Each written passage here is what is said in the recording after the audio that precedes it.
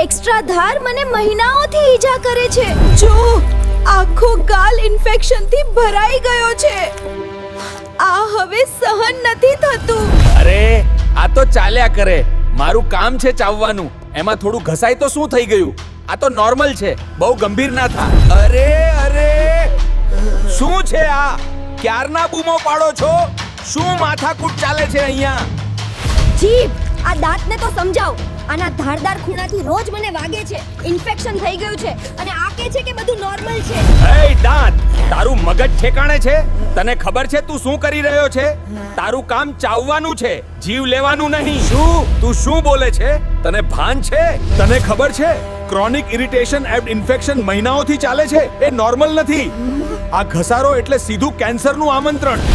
જો આ ધારદાર દાંતને અત્યારે જ ઠીક નહીં કરવામાં આવે તો આ ઘા ક્યારેય નહીં રૂઝાય અને થશે કેન્સર. એટલે પછી પસ્તાવાનો સમય પણ નહીં રહે.